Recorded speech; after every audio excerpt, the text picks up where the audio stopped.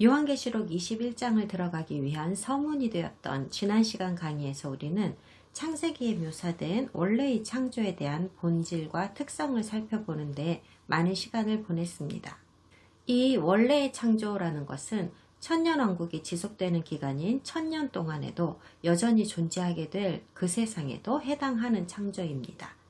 원래의 창조에 대해서 다시 살펴보는 이유는 계시록 21장에서 재창조된 새하늘과 새 땅을 우리에게 소개하기 때문인데요. 새하늘에서의 하늘은 하나님께서 거하시는 천국이 아니라 우리가 아는 물리적인 이 우주를 말하는 겁니다. 이 재창조는 원래의 창조와는 분명히 다르다고 하시니까 무엇이 다른지를 좀 살펴봐야 하지 않겠습니까? 그래서 원래의 창조와 관련하여 가장 두드러진 특징과 본질에 대한 것 몇 가지를 먼저 복습해 보겠습니다. 첫 번째로 창세기의 창조에서 우리는 이 우주에 존재하는 모든 창조물에는 늘 항상 반대급부가 존재한다는 것을 알 수 있었습니다. 이 사실은 우리의 일상에서 매일 경험하고 있는 것이지만 너무나도 당연해서 아마도 깊이 생각해 본 적은 별로 없을 겁니다. 그러나 우주에 기본적으로 내재되어 있는 반대급부의 특징은 창세기의 창조 기록에서도 명확하게 나타납니다. 예를 들면 하나님께서는 어둠에서부터 빛을 분리하셨습니다. 그래서 낮과 밤을 주셨죠. 하나님께서 많은 물로부터 마른 땅을 분리하셨습니다. 이는 다 서로 상반되는 것들이죠. 우리 삶의 경험을 통해서도 알 수 있습니다. 생명이 있고 그에 반대되는 죽음이 있다는 것과 악이 있으면 늘 선도 존재한다는 것을 우리는 상식적으로 알고 있습니다. 위가 있다는 것은 아래도 있다는 말이고 가깝다는 말은 먼 것도 있다는 말입니다. 크다는 작다에 상반되는 말이죠. 심지어 원자조차도 양전하 입자와 음전하 입자로 구성됩니다. 모든 것에 반대급부가 있습니다. 원래의 창조가 가진 두 번째 중요한 특징은 피조물이 죄로 인해 타락하였다는 점입니다. 이 타락은 비단 인류만 감염시킨 것이 아니라 우주를 구성하는 모든 피조물을 감염시켜 버렸습니다. 따라서 하나님의 궁극적인 구속의 계획 안에는 인간에 대한 계획뿐만 아니라 그분의 피조물 전체에 대한 구속의 계획이 들어 있습니다. 세 번째는 두 번째 항목과 연결되는 것인데 구속에는 본질적으로 새로운 창조, 곧 재창조가 포함된다는 것입니다. 재창조 없이 구속은 이루어질 수 없습니다. 그런즉 누구든지 그리스도 안에 있으면 새로운 피조물이라 재창조되니라. 이전 것은 지나갔으니 보라 새 것이 되었도다. 네 번째 특징은 하나님께서는 그분의 피조물에게 일종의 자유를 하사하셨는데 그로 인하여 피조물이 스스로 창조할 수 있는 능력도 가질 수 있게 되었다는 점입니다. 피조물이 창조할 수 있는 능력을 가지기는 했지만 그 경계는 분명하게 그어주셨는데 모든 피조물은 반드시 이 경계에 순종하도록 만드셨습니다. 그 이유는 피조물에게 스스로 창조할 수 있는 능력을 사용하게 하심으로써 구속을 향한 하나님의 뜻이 이루어지도록 설계하셨기 때문입니다. 하나님께서는 또한 그분의 피조물에게 일종의 자유를 주셨습니다. 선택의 자유입니다. 인류에게는 선호성과 도덕성 모두에서 스스로 선택할 수 있는 자유가 있습니다. 다른 거의 모든 종류의 동물들도 선호도 면에서는 어느 정도의 자유를 가지고 있습니다. 그러나 도덕의 자유만큼은 오로지 인간에게만 부여되었습니다. 도덕의 자유라는 것은 인간이 하나님을 사랑할지 말지의 여부를 인간 스스로 선택할 수 있는 자유를 말합니다. 이것은 우리가 기꺼이 그분을 신뢰하고 그분의 율법과 계명에 따라 살고자 하는 우리의 의지로 표현됩니다. 아니면 그 반대이거나요. 다섯 번째는 네 번째에서 이야기한 하나님께서 부여하신 그 자유의 특징 때문에 이 우주는 끊임없이 변화하고 있다고 하는 점인데요. 우주는 정적이지 않습니다. 오래된 별은 연료를 소모하고 소진되면서 붕괴되고 폭발하고 거대한 우주 먼지 구름을 형성하고 그러면서 계속하여 새로운 별을 생성합니다. 우리의 태양은 주기적으로 뜨거워졌다가 차가워졌다가를 반복합니다. 바다는 상승하였다 하강하였다 하면서 해안선의 지리를 변화시킵니다. 강은 흐름을 바꾸고 협곡을 개척하며 토양을 이동시킵니다. 지구의 지각은 끊임없이 움직이는 지구 융핵으로 인해 거대한 조각으로 갈라집니다. 그러면서 그 조각들은 서로 충돌하여 산을 이루고 지진을 일으키고 때로는 화산을 폭발시켜 다시 또 새로운 땅을 만듭니다.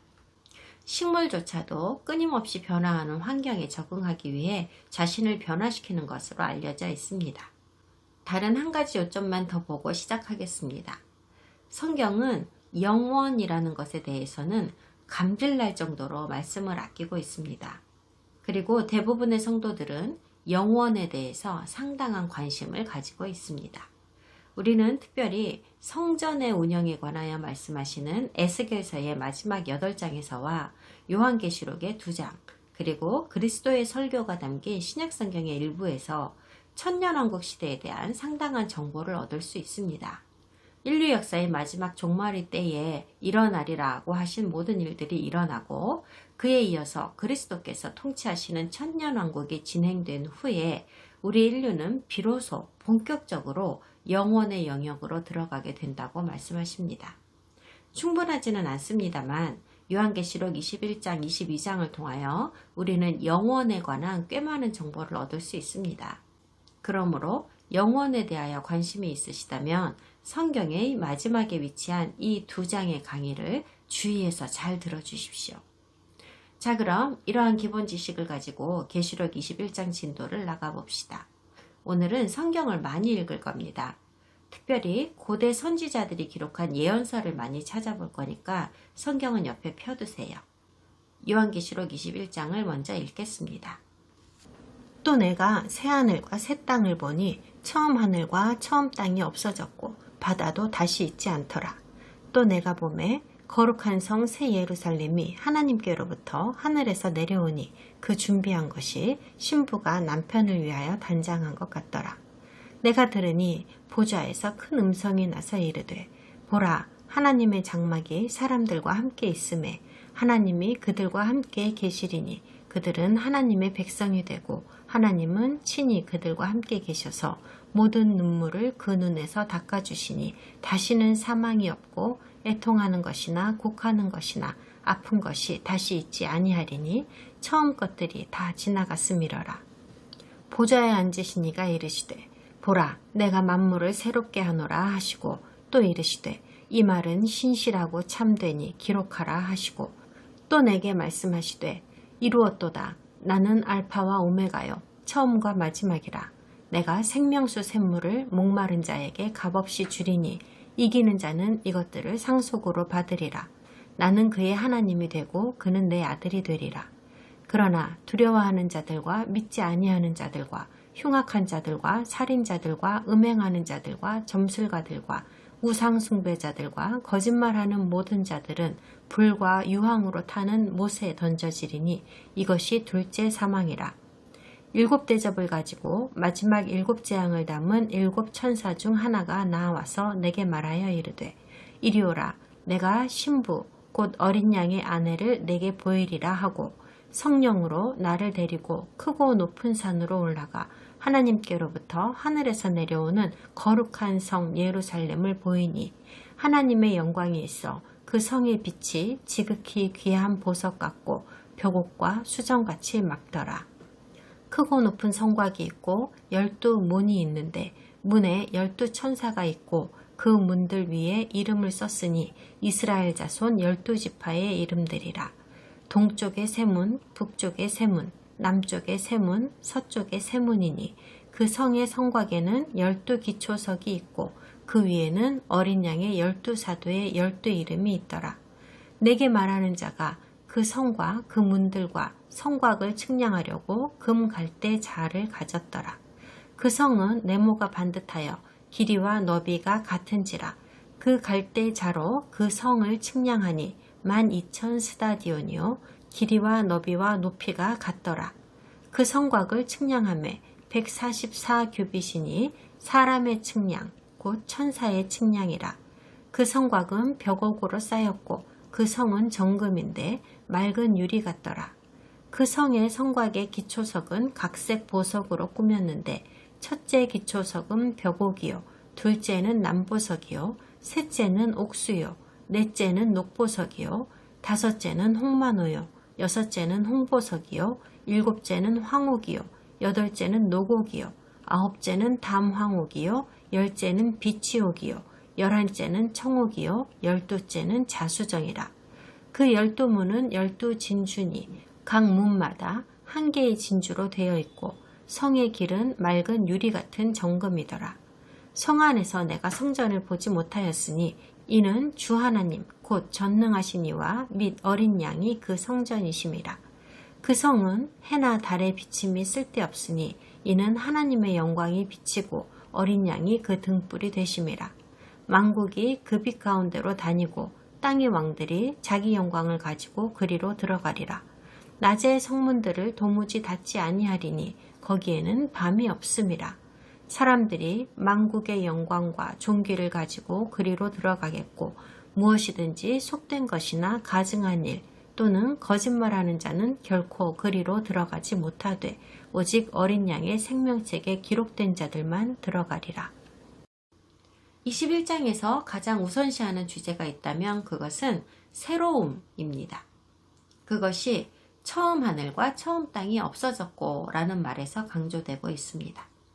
영원에 대한 신학을 형성하기 위하여 가장 먼저 해답을 도출하여야 할 질문은 바로 새로움은 어떤 상태를 말하는 것이며 정확히 언제 이것이 일어나는가 하는 것입니다. 이 새로움이라는 것을 얻기 위해서는 금속을 태워서 그 안에 있는 가장 순수한 것을 추출하는 것 같이 죄의 찌꺼기를 태우고 거기서 의만 추출해내면 되는 것일까요? 아니면 옛것은 완전히 파괴되고 전혀 다른 새로운 것이 탄생한다는 뜻일까요? 역사의 어느 시점에 이 일이 일어나는 것일까요? 아니면 벌써 일어났습니까? 흥미롭게도 초대교회 교부들 대부분은 이 말씀을 현재의 땅과 하늘이 완전히 없어지고 새로운 것으로 대체된다는 말이라고는 믿지 않았고 그리고 그것이 무엇이든 간에 아주 먼 미래에 일어날 일이라고 믿었습니다. 주후 900년대 후반을 살았던 오큐메니우스는 자신의 계시록 주석에서 이런 말을 했습니다. 베드로는 그의 두 번째 서신에서 이렇게 말했다. 우리는 그의 약속대로 의가 있는 곳인 새 하늘과 새 땅을 바라보도다. 이 말은 하늘과 땅과 바다가 아예 파괴되고 없어져 버린 후에 다른 어떤 것이 그 자리에 올 것이라는 말이 아니다. 이 말은 현재의 현실이 부패함과 더러움을 벗어버리고 완전히 새 것이 되었다는 뜻으로 이는 마치 낡고 더러운 옷을 벗어버리는 것과 같은 것이다. 그보다 6세기 전에 주석을 쓴 어거스틴은 새 하늘과 새 땅에 대하여 오큐메니우스만큼은 확실하지 않았습니다. 그는 본인의 작품 신의 도시에서 이렇게 말하였습니다. 우리가 보는 이 세상은 온 땅에 홍수가 넘쳤던 때와 마찬가지로 온 땅이 화재로 뒤덮여 모두 불타버릴 것이다. 이 불꽃은 우리의 육체와 우리의 본성에 내재하고 있으면서 우리를 부패하게 만들던 고유한 특성들도 완전히 다 태워버릴 것이다. 이 놀라운 변화 속에서 우리의 몸은 육체로서는 가질 수 없는 실로 우수하고 놀라운 특징을 가진 몸으로 변화하게 될 것이다. 그리하여 종국에는 우리가 비록 어떤 형태로든 여전히 육체 안에 들어있기는 할 테지만 더 새롭고 더 나은 것으로 재구성됨으로써 역시나 더 나은 것으로 재탄생된 이 세상에 적합한 존재로 변화될 것이다. 우리는 지난 시간에 어떤 사람이 속한 문화와 시대가 그 사람의 세계관을 크게 물들인다는 이야기를 했었습니다. 그렇게 이루어진 세계관은 성경을 이해하는 방법에 커다란 영향을 미치게 됩니다. 제가 인용한 이 교부들의 시대와 또 그보다 훨씬 이전의 시대에는 오늘날 우리가 아는 과학이라는 분야가 존재하지 않았습니다. 그러므로 그들은 우주가 어떻게 작동하는지, 원소와 원자의 본질이 무엇인지, 혹은 우리 머리 위나 발 아래에 존재하는 실제 물질은 어떤 것이 있는지 등등에 대한 아무런 지식도 가지고 있지 않았습니다.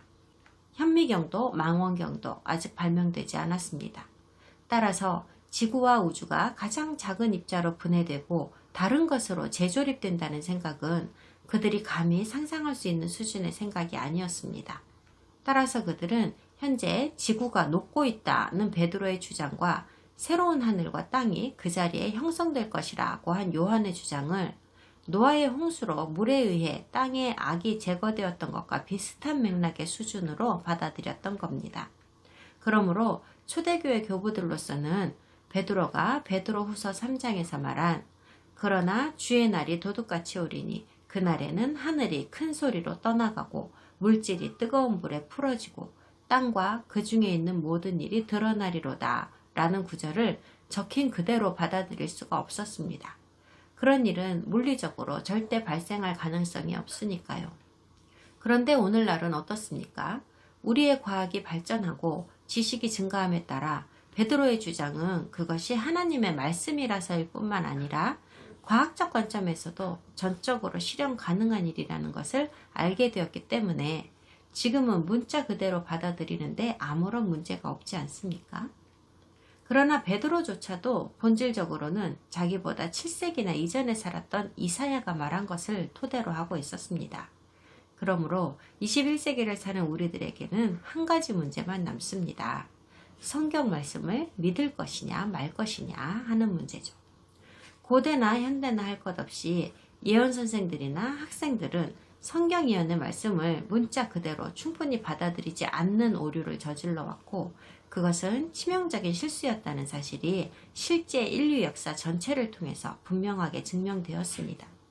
말씀을 있는 그대로 믿지 못했던 일반적인 이유는 그들이 속해 있던 시대와 문화라는 환경 속에서는 예언된 일들이 문자 그대로 실제로 일어나리라고는 생각할 수 없었기 때문이었습니다. 적혀있는 말씀 그대로 모든 문자가 다 진리임을 받아들이지 못하는 이러한 무능력은 결국 이 중요한 성경 구절을 죄다 비유와 상징으로 영적화시키는 결과를 낳았고 그로 인해 애초에 의도되었던 의미는 모호해지고 수세기에 걸쳐 인간에 의해 만들어진 엉뚱한 인공교리로 대체되고 말았습니다. 그러므로 요한계시록 20장 11절에서도 현재의 하늘과 땅이 사라질 것이라고 분명하게 말씀하셨는데도 불구하고 이 말씀을 이해하고 믿는 것이 불가능했던 겁니다. 또 내가 크고 흰 보좌와 그 위에 앉으신 이를 보니 땅과 하늘이 그 앞에서 피하여 간데 없더라. 어떻게 하늘과 땅이 도망할 수 있으며 어떻게 온데간데 없을 수가 있겠습니까? 오로지 파괴되어 완전히 사라져야만 가능하겠죠. 그러므로 모든 성경에 걸쳐서 이와 같은 말씀이 있고 하늘과 땅이 강렬한 열에 의해 기본 요소로 분해된다고 말한 베드로의 놀라운 주장을 뒷받침할 수 있는 과학적 증거까지도 오늘날에는 분명하게 확립되어 있으므로 우리는 베드로와 요한이 예언한 것들을 모두 사실과 진리로 받아들여야만 할 것입니다. 새 하늘과 새 땅은 모든 면에서 가장 완전한 것입니다. 불과 강렬한 열은 땅을 파괴하는 데 사용될 것입니다. 노아의 홍수가 땅을 정화하는 데 사용된 것과는 다릅니다. 그러니까 초대교회 교부들이 틀렸습니다. 그러나 그것은 오늘날 우리가 재창조 예언의 의미를 이해하는 것만큼 그들에게는 아직 그 의미를 이해할 수 있는 때가 되지 않았었기 때문입니다. 그리고 21장 1절의 마지막 말씀에서 우리는 바다도 다시 있지 않더라 라는 말씀을 봅니다. 참 흥미로운 말씀입니다. 이게 도대체 무슨 뜻일까요? 바다도 더는 있지 않더라고 하는 말은 그럼 오직 육지만 남는다는 말로 이해하면 되는 걸까요? 이 구절에 대하여 성경 주석가들이 내놓은 제안들이 수도 없이 아주 많을 거라는 건 누구라도 상상할 수 있습니다. 네, 엄청나게 많습니다. 그것들을 모두 살펴보기보다는 곧바로 결론을 말씀드리겠습니다. 바다라는 용어는 성경 전체에서 문자적인 의미와 상징적인 의미를 동시에 가지고 있습니다. 그러나 이 글을 쓴 1세기의 유대인들에게 있어서 바다라는 것은 오로지 지중해 뿐이었습니다. 유대인이 바다라고 할 때는 성지의 서쪽 경계를 형성하는 거대한 소금물이라는 의미로 이해되어졌습니다. 그들이 홍해, 얌숲, 같은 다른 바다를 이야기할 때에는 항상 그 바다의 이름으로 직접 이야기했습니다. 그러나 바다라는 용어에는 또 다른 용례가 있었습니다. 요한의 시대나 그보다 수세기 이전의 유대인들은 불안하고 격동적인 세상을 상징하는 의미로 바다라는 용어를 자주 사용하였습니다. 대부분의 경우 바다는 악과 혼돈을 조장하는 강력하고 위험한 세력이라는 의미로 간주되었습니다.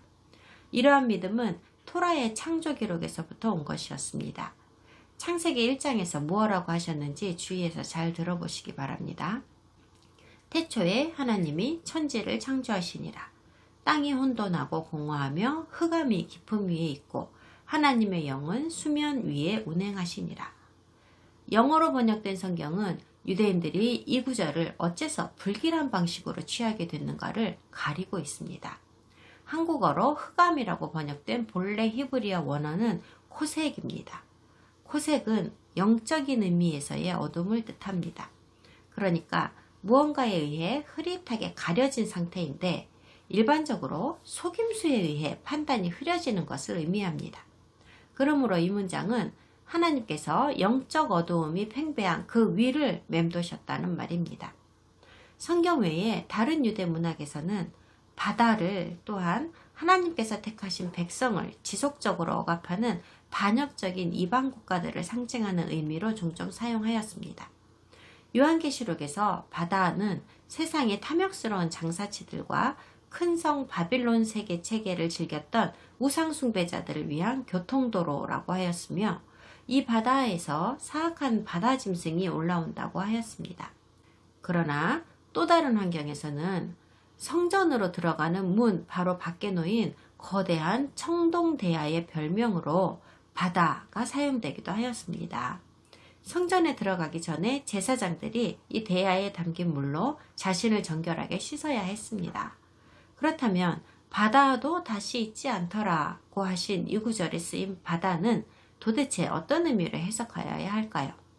저는 이 모든 해석이 다 맞다고 봅니다. 모두 같은 뿌리에서 나온 해석이기 때문입니다.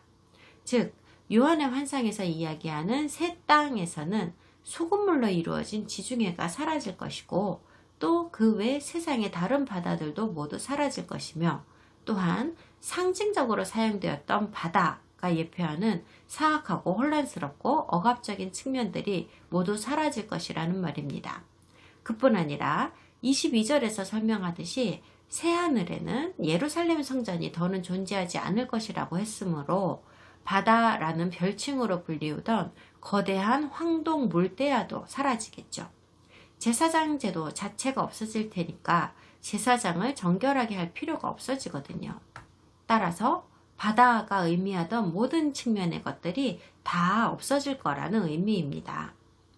2절에서는 요한이 거룩한 성 새 예루살렘이 하늘의 하나님께로부터 내려오는 것을 보았다고 합니다. 이 사건이 처음으로 예언된 것은 이사야의 또 다른 예언에서였습니다. 여기에서 새 예루살렘을 거룩한 성이라고 부르는 것을 주의해서 봐주십시오. 역사적으로 예루살렘은 절대로 거룩한 곳이 아니었습니다. 성경적으로 예루살렘은 우상숭배, 유혈사태, 타락, 부패, 죄로 인하여 하나님의 선지자들에 의해 끊임없이 정죄받았던 곳이며 정기적으로 처벌을 받은 곳입니다. 그러므로 옛 예루살렘은 하나님께서 창조하신 모든 피조물들만큼이나 구속이 절실히 필요한 곳이었습니다. 이사야서 전체가 요한계시록 전반에서 제공하는 정보와 맥락을 형성하는 데 핵심적인 역할을 하였지만 아마도 마지막 두 장이 가장 활약이 컸을 겁니다. 이사야가 한 말을 그냥 흘려보내서는 안 되기 때문에 오늘 이사야서 52장 전체를 읽어보려고 합니다. 여기서 말씀하시는 것이 예루살렘의 궁극적인 구속에 관한 내용이라는 것을 금방 알아차리실 수 있을 겁니다. 그럼 이사야서 52장을 펴주세요. 시온이여 깰지어다 깰지어다 내 힘을 낼지어다 거룩한 성 예루살렘이여 내 아름다운 옷을 입을지어다 이제부터 할례받지 아니한 자와 부정한 자가 다시는 내게로 들어옴이 없을 것임이라. 너는 티끌을 털어버릴지어다 예루살렘이여 일어나 앉을지어다 사로잡힌 딸 시온이여 내 무게줄을 스스로 풀지어다. 여호와께서 이와 같이 말씀하시되 너희가 값없이 팔렸으니 돈 없이 속량되리라. 주 여호와께서 이와 같이 말씀하시되 내 백성이 전에 애굽에 내려가서 거기에 거류하였고 아수르인은 공연히 그들을 압박하였도다. 그러므로 이제 여호와께서 말씀하시되 내 백성이 까닭없이 잡혀갔으니 내가 여기서 어떻게 하랴. 여호와께서 말씀하시되 그들을 관할하는 자들이 떠들며 내 이름을 항상 종일토록 더럽히도다. 그러므로 내 백성은 내 이름을 알리라. 그러므로 그날에는 그들이 이 말을 하는 자가 나인 줄을 알리라. 내가 여기 있느니라. 좋은 소식을 전하며 평화를 공포하며 복된 좋은 소식을 가져오며 구원을 공포하며 시온을 향하여 이르기를 내 하나님이 통치하신다 하는 자의 산을 넘는 발이 어찌 그리 아름다운가.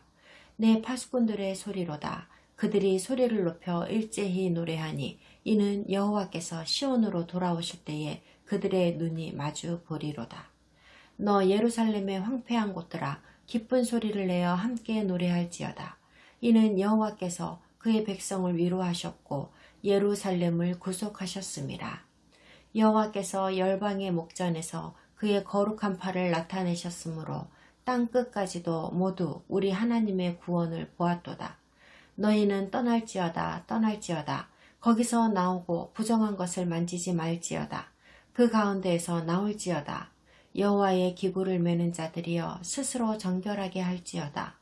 여호와께서 너희 앞에서 행하시며 이스라엘의 하나님이 너희 뒤에서 호위하시리니 너희가 황급히 나오지 아니하며 도망하듯 다니지 아니하리라.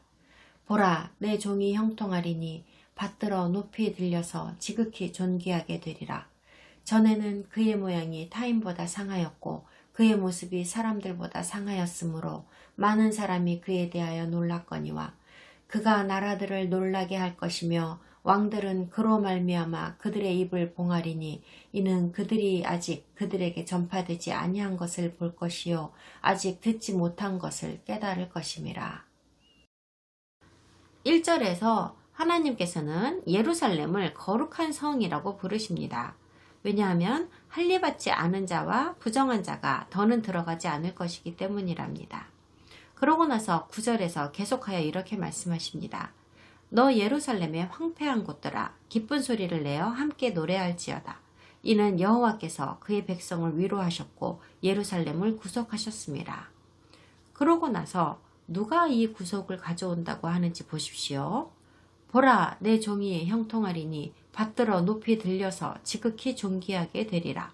전에는 그의 모양이 타인보다 상하였고 그의 모습이 사람들보다 상하였으므로 많은 사람이 그에 대하여 놀랐거니와 그가 나라들을 놀라게 할 것이며 왕들은 그로 말미암아 그들의 입을 봉하리니 이는 그들이 아직 그들에게 전파되지 아니한 것을 볼 것이요 아직 듣지 못한 것을 깨달을 것임이라.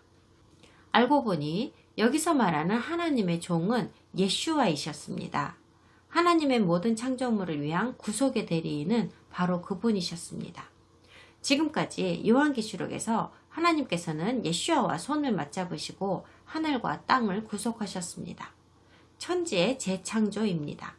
그리고 예루살렘 역시도 구속하셨습니다. 예루살렘의 재창조입니다. 바울은 예루살렘의 구속은 하나의 사건이라기보다는 과정이라는 것을 알았으며 천국에서 오랫동안 기획해온 것이라는 것도 알았습니다. 갈라디아서 4장에 그 얘기가 있으므로 찾아보시면 되겠습니다. 그러나 히브리서를 기록한 익명의 작가 역시도 하늘의 새 예루살렘에 대하여 전곡을 찌르는 말을 하였으므로 들려드리고 싶습니다. 너희는 만질 수 있고 불이 붙는 산과 침침함과 흑암과 폭풍과 나팔소리와 말하는 소리가 있는 곳에 이른 것이 아니라 그 소리를 듣는 자들은 더 말씀하지 아니하시기를 구하였으니 이는 짐승이라도 그 산에 들어가면 돌로 침을 당하리라 하신 명령을 그들이 견디지 못함이라. 그 보이는 바가 이렇듯 무섭기로 모세도 이르되 내가 심히 두렵고 떨린다 하였느니라.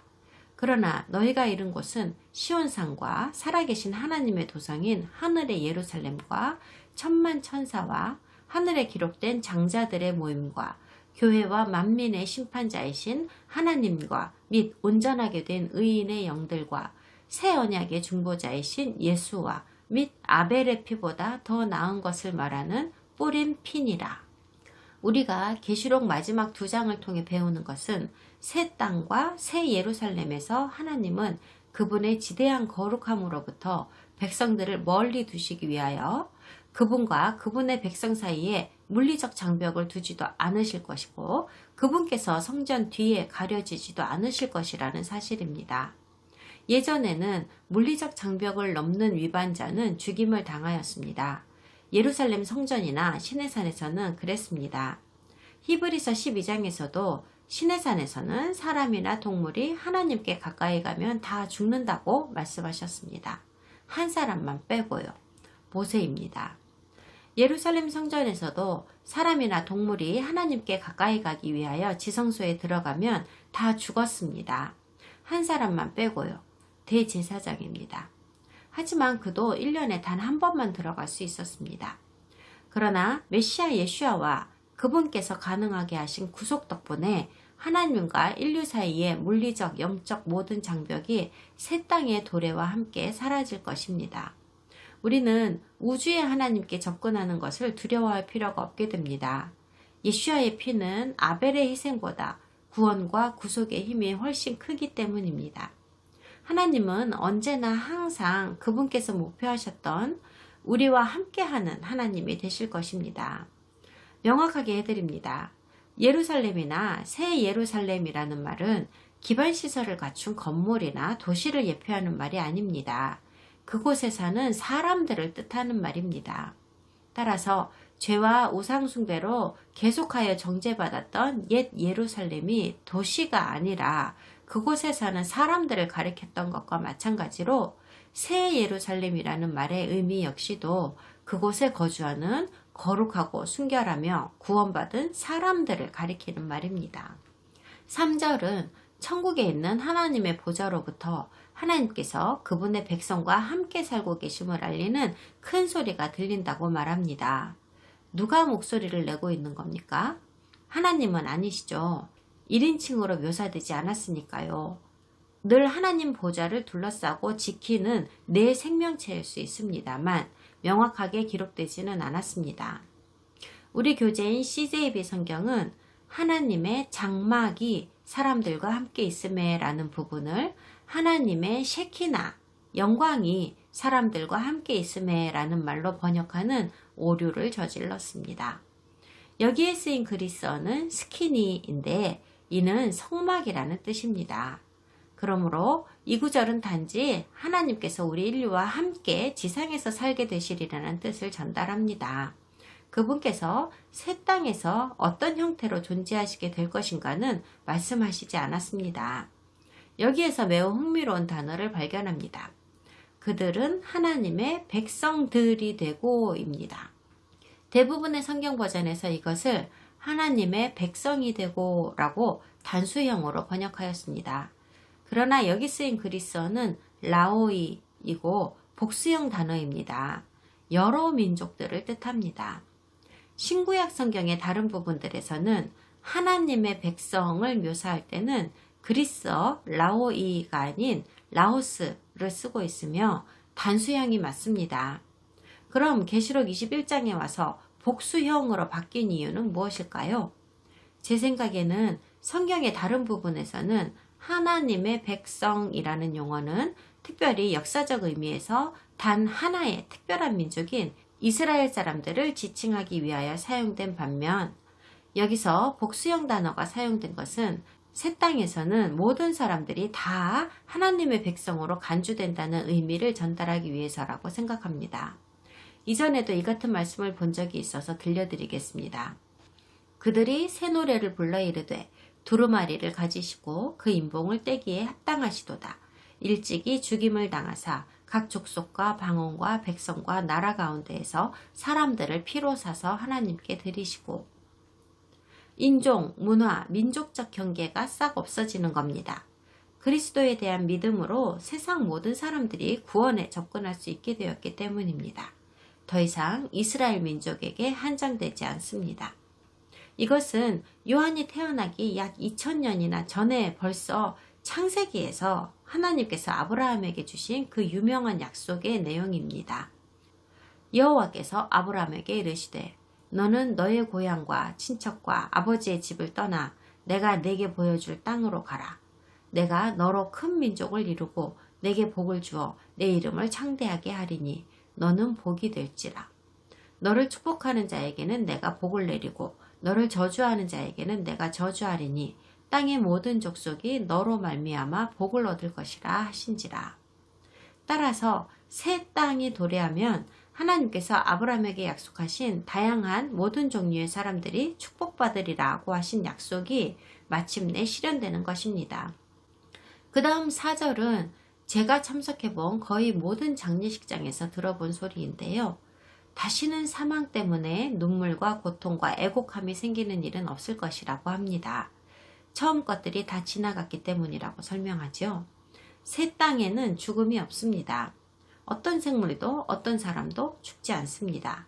이사야 역시도 이런 날이 오리라고 미리 말하였습니다. 사망을 영원히 멸하실 것이라. 주 여호와께서 모든 얼굴에서 눈물을 씻기시며 자기 백성의 수치를 온 천하에서 제하시리라. 여호와께서 이같이 말씀하셨느니라. 그날에 말하기를 이는 우리의 하나님이시라. 우리가 그를 기다렸으니 그가 우리를 구원하시리로다. 이는 여호와시라. 우리가 그를 기다렸으니 우리는 그의 구원을 기뻐하며 즐거워하리라 할 것이며. 그러므로 예전에 주셨던 명령이 이제 새로운 명령으로 대체되는 것입니다. 예전에 주셨던 명령에는 두 가지 측면이 있는 것 같습니다. 첫 번째 측면은 하나님께서 세상을 창조하시던 당시에 부여하신 것인데 이 우주에는 항상 반대급부가 존재하게 하셨던 것입니다. 하나님과 이 세상에 살아있는 모든 피조물이 어떤 관계를 맺어야 하는지에 대한 것이 이 명령의 두 번째 측면인데요. 이 측면은 아담과 하와의 타락과 함께 에덴 동산에서 부여된 것을 시작으로 나중에 시내산에서 모세에 의해 율법이라는 형태로 기록되었습니다. 예전에 주신 명령의 이 두 가지 측면은 모두 새하늘과 새 땅이 도래하는 시점까지 계속하여 존재하게 됩니다. 교회에서는 모세에게 주어진 예전 명령을 그리스도께서 폐하셨다고 하는 해석이 인기가 많습니다. 그러나 그리스도 자신께서 예전 명령이 언제 없어지는지에 대하여 직접 본인 입으로 말씀하여 주셨습니다. 천지가 없어져서 새로운 명령이 시작되기 전에는 이전에 주신 명령의 지극히 작은 1.1획도 결코 없어지지 아니하리라고 하셨습니다. 그러므로 예전 명령이 그리스도의 십자가로 인해 없어진 게 아니라는 걸 제발 기억하여 주십시오. 그리스도의 초림 때에도 없어지지 않았고 심지어 그리스도께서 재림하셔서 다스리시게 되는 천년왕국에서조차도 예전 명령이 새 명령으로 대체되지 않습니다. 그런 일은 여기 계시록 21장에 와서야 일어나게 됩니다. 천년왕국이 다 끝나고 이전 하늘과 이전 땅이 다 파괴된 후에 재창조된 새 하늘과 새 땅이 도래하면서 비로소 일어나는 일입니다.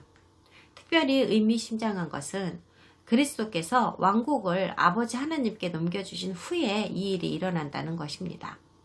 사망이 한 사람으로 말미암았으니 죽은 자의 부활도 한 사람으로 말미암는도다.